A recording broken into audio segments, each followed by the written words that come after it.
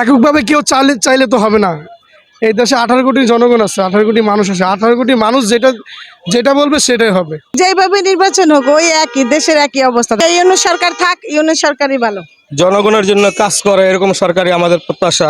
দেখা যাচ্ছে কি সময়ের সাথে মানুষ এগুলো ভুলে যাবে, এর কোনো বাস্তবায়ন করা সম্ভব হবে না। বিগত দিনের যেভাবে নির্বাচন হয়েছে আমরা এরকম দেখতে চাই না। আমরা নতুন ভাবে দেশ গঠনের স্বপ্ন দেখি, নতুন ভাবে বাংলাদেশকে স্বপ্ন দেখি। গণভোট তো অবশ্যই হওয়া উচিত। মাদক বাইবেলের বিক্রিত আছে, সবকিছু বিক্রিত আছে। টেকা দিবেন আপনি ছেড়ে করবো। গণভোটের বিষয়ে আমি মতামত দেব। আমারও মতামত, আমি ওপিআর পদ্ধতি চাচ্ছি। চাঁদাবাজি থাকবে না, দুর্নীতি থাকবে না, সুন্দর একটা নির্বাচন চাই আমরা। শুধু এককভাবে কেউ চাইলে তো হবে না। এই দেশে 18 কোটি জনগণ আছে, 18 কোটি মানুষ আছে। 18 কোটি মানুষ যেটা যেটা বলবে সেটাই হবে। আমরা সাধারণ পাবলিক, প্রত্যেকটা পাবলিকের মতামত নেবেন। প্রত্যেকটা পাবলিক মতামত যেটা দিবে সেটাই গ্রহণযোগ্য হবে। কাজী 18 কোটি মানুষ যদি চায় সামনের মাসে নির্বাচন, 18 কোটি মানুষ চায় যদি 5 বছর পরে নির্বাচন, 5 বছর পরে নির্বাচন হবে। কাজী যেই দলই বলুক না কেন 18 কোটি মানুষের মতামত নিয়ে বলতে হবে। যেই আসুক, যেভাবে নির্বাচন হোক ওই একই, দেশের একই অবস্থা থাকবে। দেশের কোনো উন্নতি হবে না। এর থেকে ইউনিট সরকার থাক, ইউনিট সরকারই ভালো। এমন সরকার যে জনগণের জন্য কাজ করে এরকম সরকারই আমাদের প্রত্যাশা। এবং যেহেতু আমাদের ইসলামী রাষ্ট্র, ইসলামী সরকারই আমাদের প্রত্যাশা।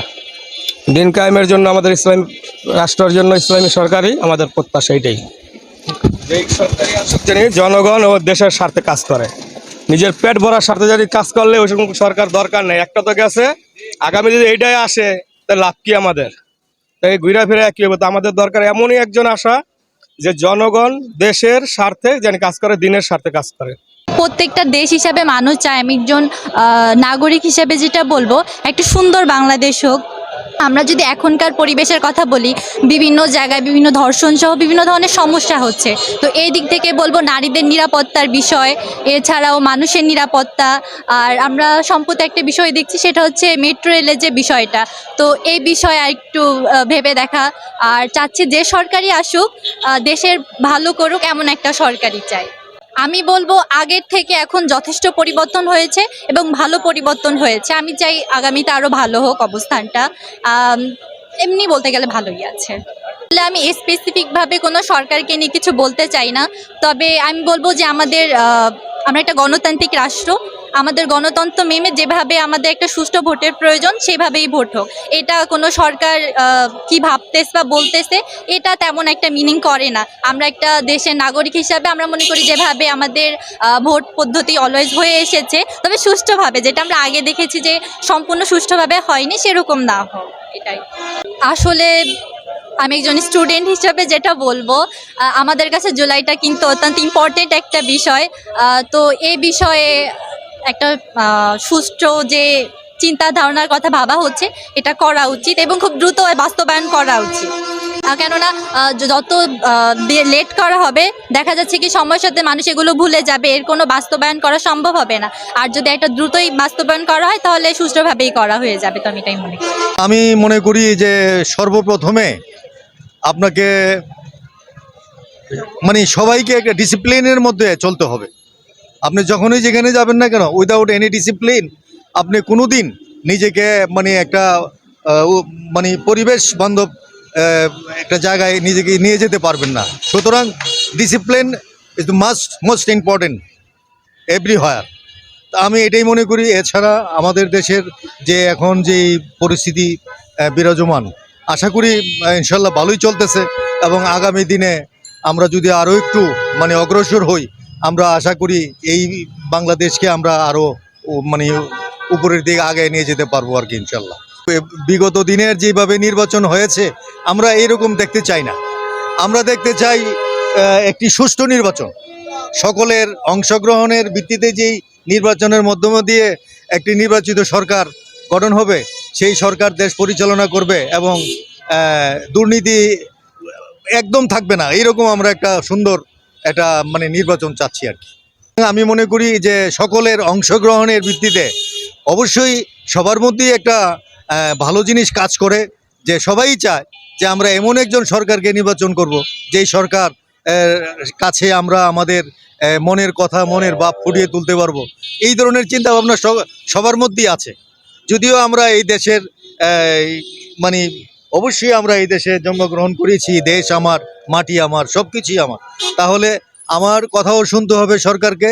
আমরাও সরকারের ভালোই চাই, কিন্তু ওই বিগত সরকারের মতো যে ওই রকম নির্বাচন, এটা আমরা এক্সপেক্ট করি না, এটা আমরা আশা করি না। তো এই জন্য আমি মনে করি যে নির্বাচনটি একটি সুষ্ঠু নির্বাচন হোক, সকলের অংশগ্রহণের ভিত্তিতে নির্বাচনটি হলে আমাদের জন্য মঙ্গল এবং ভালো হয়।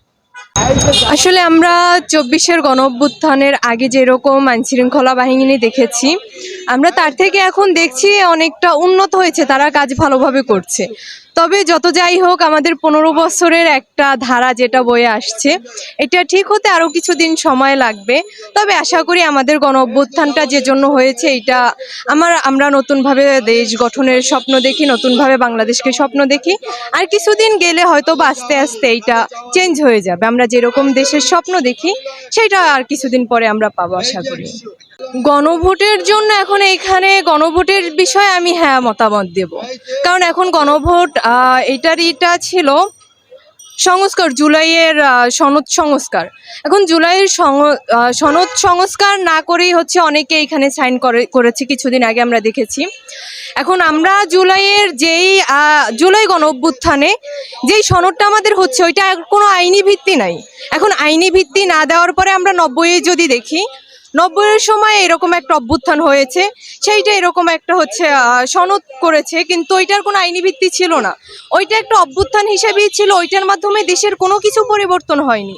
তো এখন এই যে জুলাইয়ের গণ অভ্যুত্থানটা হয়েছে, এটার যদি আইনি ভিত্তি না পাওয়া হয়, আইনি ভিত্তি না পায়, তাহলে এটা দেখা যাবে 5 বছর যাবে, 10 বছর যাবে, আমরা যেই স্বপ্নটা দেখেছি দেশ নিয়ে, বাংলাদেশ নিয়ে, এটা আমরা কখনোই পাবো না।